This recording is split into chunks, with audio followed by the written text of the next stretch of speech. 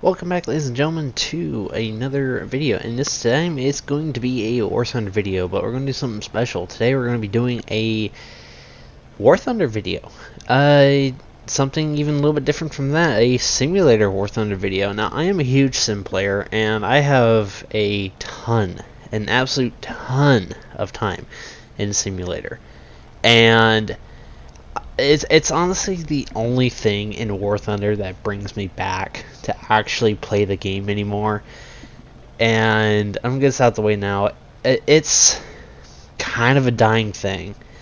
War Thunder itself, in my opinion, is dying. Gaijin is shooting themselves in the feet really hard by adding in what they are, and I'll get over that as I go throughout this video. But let's start off with what it is first. Simulator. What is simulator? Well, simulator, you get direct control over your aircraft. You're stuck in first person view, as you're pretty much what you're seeing here.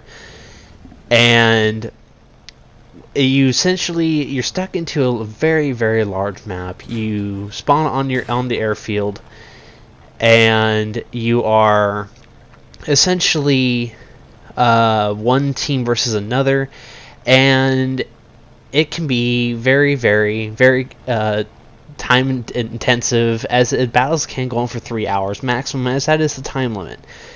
The thing with simulator battles is they're not done like you'd think, not like realistic or arcade, where they're done like if BR rank of, say, if you're 4.7, you get up tier to like 5.7 or down tier to 3.7, yada yada yada.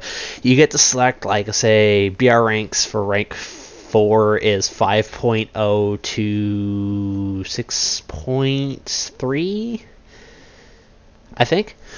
Anyway, and it's done that way throughout all the ranks, and that's actually one of the issues I more or less want to cover.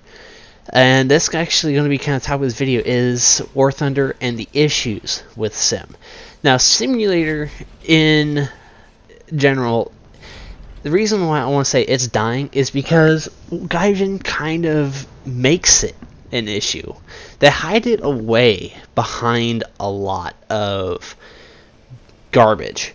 When you first load the game, you're going to want to, when you load up your game, you're going to go into the battles, or you want to press play, and you're going to go into select if you want to play arcade and realistic. You see a big bar that says simulator, and it says the following. And you can stop the video here if you want to go ahead and read it. But it pretty much says it's a description of simulator battles and what it is, and it gives a pretty clear description. It tells you that it's first person, and if you're playing tanks, you're stuck in commander view, and if you are in planes, you're stuck in cockpit view. But what it doesn't tell you that is that once you go to battle, you're stuck in then this screen. And if you don't know what you're doing from here, then you have to then either take part. And if you don't know what the hell you're doing or what is even going on, if you take part and you don't even know what any of the battle rating lists are, it just tells you aircraft BR 1.0 to 10.0, and I'll go over that here in a second. You can screw yourself over really bad. But here's a list of the rooms, and no, this is the list of servers from every region that's available at the moment. And that's not a lot of servers available. That was from every nation that I had available currently. And one of the biggest issues that I'm going to cover right away is actually the battle ratings. The thing about it is, when you start off looking at the battle ratings, when you got a 1.0, goes all the way up to, it goes from 1.0 to 2.0, which is fine. Then it goes from 2.3 to 3.3, then 3.7 to 4.7, then 5.0 to 6.3, 6.7 to 10.0. And there's the issues right there. Now, the issues that really come from that is from the early stages on. It may not sound too bad, but the big issues that come out of it is the factor that the planes themselves, if you actually go into the tech trees, there's actually a little option down at the bottom right that you can play around with, that you can check what the battle ratings are for each aircraft or each vehicle, even depending on the mode you're playing. And if you select if you select between them, you can see that some of the planes or tanks or ships even change depending if you're playing arcade, realistic, or sim. Like, for example, I'll take one just for example, the 109 G14. In realistic, it's a battle rating 5.7. In simulator, it's a battle rating 5.3. If you go into having the Spitfire Mark 24, I think, it's a battle rating 6.0. So now you have say G14s that are vastly inferior to the Spitfire Mark 24s that they would never face ever, facing the Mark 24 Spitfires in simulator. And the thing with sim, they run off a spawn point system like tanks do in realistic, but the way how spawn points work is you have your free spawns, which are the ones that are of the BR or a little bit lower, and they don't cost any sort of spawn points. They just require credits to spawn as. Then you have the ones that are a little bit higher up that require spawn points. Then if you have vehicles that are higher up, like let's say if it's a 5.0 matchup or 5.6.3 and you bring out a 6.0 aircraft and then you die as a 6.0, you're going to have like a 25-minute wait time before you can bring that plane out again, and it's going to cost like 1,000 spawn points. That's the penalty. There is a penalty to it, that's another thing that kind of kills it too, in my opinion. Why penalize people for wanting to fly planes? And I can see it as a balancing aspect, but if that's going to be the case, why not just make other brackets for those planes in particular? Because, to be completely honest, I'm just keep using this as an aspect, or just as a reference, say 109 G6s, as they, same BR, because that's a 5.0, also get placed with the Spitfire Mark 24s. They even get placed against the P-51 D-30s, or the F-7F Tiger Cats, or F-8F Bearcats, or here's a good one. Let's talk about jets. The new hype of War Thunder right now, and the biggest reason why I stopped playing Jet Sim. I used to huge play Jet Sim. I was a huge Jet Sim player. One of my favorite planes was the MiG. But ever since the MiG got nerfed to no fucking end, the new jets go up to 10.0 in Sim, and the way Jet Sim worked is it goes from 6.7, we don't know how good those jets are, to what used to be 9.0. And all top tier jets at that time were 9.0. And so, regardless of it being like the MiG 17 or MiG 15 at the time, it was just 9.0.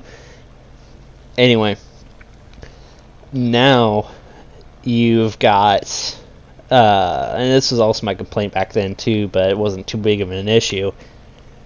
You've got, let's say, Heinkel 162s versus F100Ds. This is honestly laughable. This is killing this game. This should not be at all. I stopped playing Jet Sim. I could go on for days about this and why this is an issue, but Sherman, you can only bring that thing out once per game. That's not the point. The factor is that you don't even need a lock on, or you don't even need to be within a visual range of the player to even get a lock on. You need to be within 4 kilometers to lock onto the target, and then fire and forget, and it's instant kill. And not to mention the fucking view range in the game is so bad that they can't even see you. You can just return back to base, spawn up, and then you're good to go. It's as easy as that. I can go on for days about this, but let's continue on to the next topic. And let's actually make the next topic what I just talked about. Spawning and spotting. 2 of the greatest things in War Thunder. Oh, don't you just agree? Now, as you'll probably seen from the gameplay I've shown so far in this video, and probably some of you'll be seeing later on, the spotting in Simulator is atrocious. Absolutely atrocious. It didn't used to be this way. A spotting in Simulator used to be really, really good. It used to have really good depth. Back before the real big graphics update that happened way back when, before I think it was before like real fin stabilized shots came in and shit like that. I mean, I think it's like 2 years ago. I can't remember the update in particular, but I think it was shortly after Britain was added, or like British tanks were added. Anyway, that's really when shit really started going downhill, especially for Simulator, because they redid spotting mechanics and view ranges and crap. And they redid the rendering system in particular. And though that supposedly helped with game performance, although I've had more than enough issues with my game just all of a sudden loving to stop and just stop and shit itself, and then also stop and I'm face first in the ground.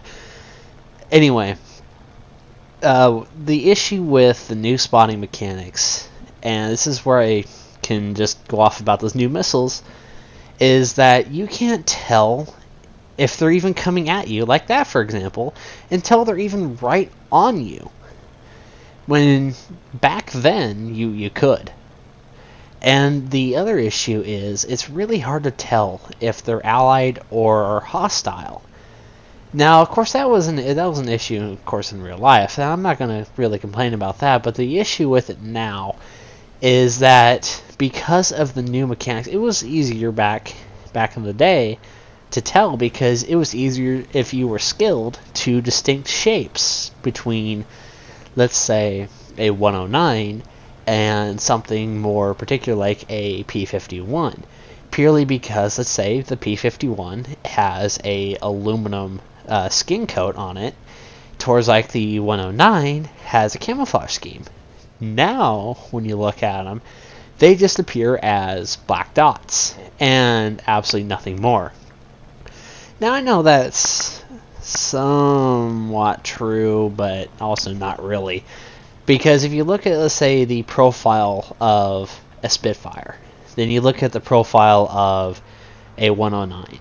And if you look at them from the top, and I'm going to go off of the what the fuck theory or the WTF theory, and I like this theory. This is off another YouTuber, credit to him. This was from Bismarck, credit to his channel. I don't think his channel's called Bismarck anymore, but credit to him anyway. Of wings, tail, fuselage. Of shape of the wings, shape of the tail, and shape of the fuselage. It's the things that you have to identify to, and these are things you memorize. And in this game, it used to be that you're able to do that. Now, it's by guess by golly. And frankly, I cannot tell you how many times, and it's been happening more often than not, that I can end up chasing somebody for vast majority of my field count, and then also have them be an ally, and I'm just like, well, fuck me, you know, there goes my entire field count. Howdy doody, my bro, you know, I'm not here to escort you because I gotta return to base now because I have no more fuel. What's up? Good day. Bye. And on to the next topic of spawning. The actual spawning in the game is... Now, when it comes to Sim, the spawning, when the map is generated, is completely random. Now, when you go to... The map itself is not. That's, of course, a fixed thing. You've got, like, Roar, Sicily, and shit like that. And, of course, there's their own set maps. But the way they're set up is completely unique. There's a dividing line between the two. This is the front line. And then you've got, on the front line, different objectives that randomly pop up throughout the map, but the airfields themselves are then randomly set. Now, sometimes this can be pretty good. Other times it can utterly screw over a team. And when it comes to spawning, and it comes down to the spawn system, a lot of times, I'm actually just going to be blunt here. It's actually pretty terrible, because when it comes down to certain teams, like for example, on Rank 4 on Russia, when you're going for a Rank 4 game with the 5.0 to 6.3, Russia is guaranteed to win 90% of the time, and here's why. Because of the battle rating spawns and the way that one's set up, they instantly can pretty much spawn with nothing but BE6s and PE8s. And the way spawns are done, bombers can spawn the same way as fighters. And on some maps, or depending how the runway's set up, bombers can get air spawns, unlike everything else. Depending on the bomber. Otherwise, bombers always get runway spawns. B-29s and TU-4s, they always get air spawns. Those are pretty much cancerous and are a huge plague in Jet Sim, but screw Jet Sim. They can go screw themselves. But when you're talking about the spawn system, it's good and bad, and it's just one of those things. Like there's no perfect spawn system. This is far from it, and I can't think of a perfect way. But bombers themselves need to be fixed, need to be worked on, because the way I've seen. And I'm going to beat this dead horse to no end of the Russian teams I've played on, and I'm even guilty of this myself, of spamming the BE6. And I wonder if I even have. If I have a screenshot, I'll post it here, of just teams of nothing but PE8s and BE6s in Sim. And it's utter cancer. That's all it is. And there's nothing German teams can do about it because of the way turrets work in Sim. And the way the turrets work in Simulator is horribly overpowered. The turrets in Simulator are so brokenly overpowered, there's no way fighters can even get close. I have had such little luck even trying to attack a BE6 or PE8 unless if I'm playing as America, where I've got the fire starting 50 cals. Otherwise, if I'm playing as Germany, unless if I'm able to like rip a wing off or something like that at my first run, I'm not going to turn around again, because it's not going to happen. The moment I turn around, I know for a fact I'm just going to get one shot, because those 120 or those 23 millimeters on the PE8 and the BE6 are just going to insta kill me. Purely. Fighters, not an issue. Attackers, not an issue. Bombers, huge issue. And the same thing goes with Britain and America, even. Even on Germany. Actually, no, not so much Germany, because Germany doesn't have really any good bombers. That's just it. Germany has no good bombers. And this brings me to my other topic of team balancing. German teams, and I have plenty of screenshots of this, of when you go and look through the server lists, you'll notice that allied teams, their servers, or the list for allied teams, are always full. It's really hard to get a game for and be on an allied team, because they're always fully populated. And that's because nobody wants to play as Russia, or if they are playing Russia, they're always playing rank 4. Or nobody's playing Germany or Japan, because nobody wants to fly Japan because their planes are not forgiving. Nobody wants to play Germany because they don't have anything good. The Focke-Wulfs are so nerfed that they're just not competitive at all. The 109s are not... they're competitive at first, but the moment somebody starts bringing out the 51s, or, as I stated earlier, like the Spitfires, the late Spitfires anyway, it's over. Or Italy, if anything, Italy is really the only competitive one out of it. That's because they're just broken. Otherwise, when it comes down to Russia, the only thing you'll see on Russian teams is just bombers. You'll never see a fighter player. If you do see a fighter player, it's like probably 1 in 30, and usually those guys have been playing Sim for a very long time, and they're pretty damn good at it. I play the Yak 9 quite often. But other than that, if you're talking about team balance, it's hard to get a game playing as America, because those games are always full with nothing but American players, but nothing on either Russia, Germany, or Japan side. Or hard to get a game as Britain, because there's nothing on Germany, Japan, Italy, or any of those. And it's honestly astonishing. You think that Gaijin would wake up and check their own statistics on this shit, but apparently not. And here's the other issue with, let's say, 4.0. And you've probably seen a trend here of 4.0. Germany doesn't have any 6.0 or higher planes to bring in the 4 rank 4 matchmaker. They only have up to 5.7. So, unlike everybody else has like 6.0 or 6.3 planes to bring out that are competitive, the highest thing Germany has is a TA-152. Otherwise, it's the BF-1K4, which is not that competitive.